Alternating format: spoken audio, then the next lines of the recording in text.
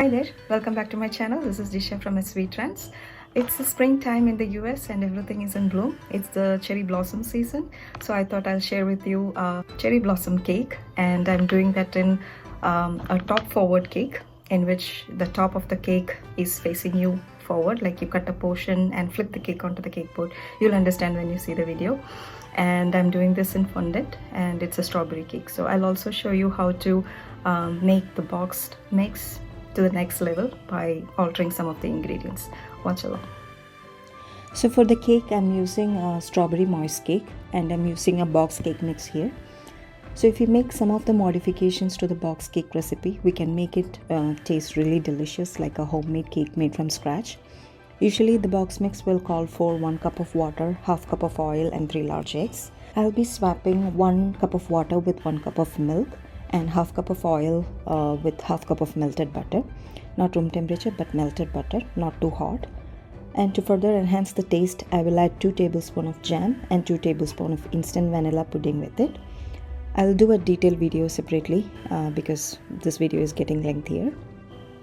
This recipe will yield 3 6-inch layers, of which I'm using only 2 layers because I'm making a small cake. I have leveled the cakes and I'm using buttercream and mixed fruit jam as the filling. It's better not to use any runny, watery filling for this kind of cake.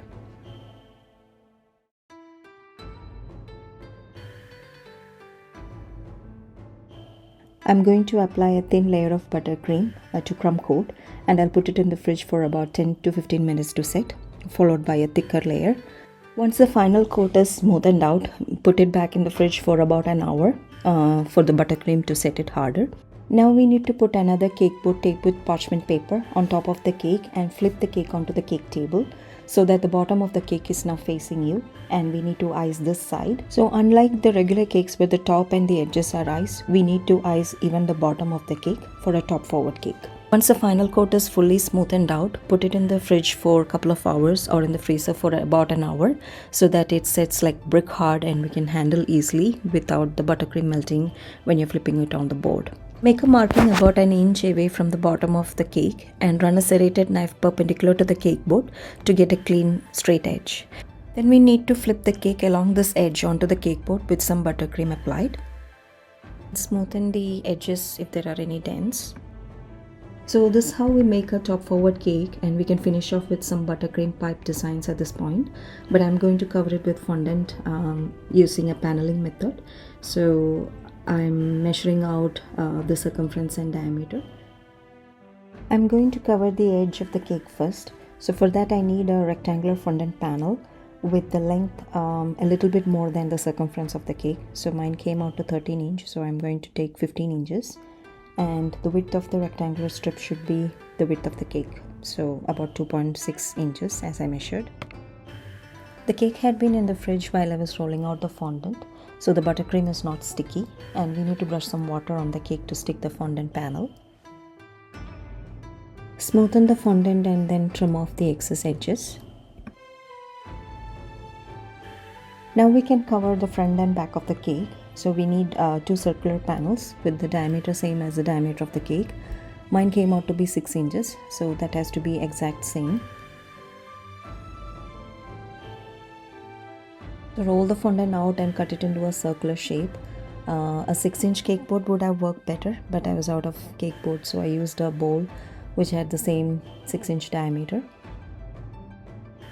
Brush some water to the side of the cake and attach the fondant panel as before. Smoothen the fondant using the fondant smoothener and then cut off the excess edge using the pizza cutter. Repeat the same process for the back of the cake as well. Roll some fondant and cut out the flowers for the cherry blossoms. Using an edible marker, roughly outline the tree branch. Roll some brown colored fondant on a mat with your fingers so that it is thicker on one end and it tapers towards the other end, like the tree branches that gets thinner towards the tip. And then stick it onto the cake with some water. Press the fondant strip to the cake with a spatula. I'm using a spatula here, and then make some tree branch indentations.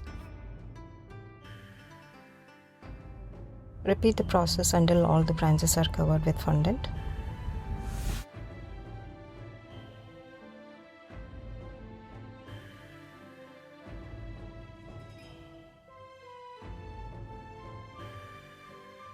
Now we can attach the fondant flowers to the branches with some water.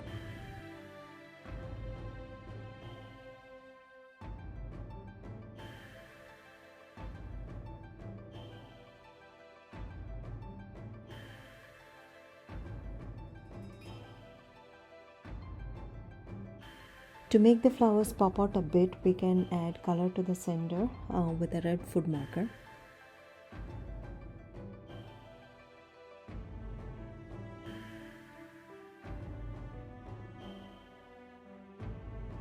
To finish off, I added some green leaves.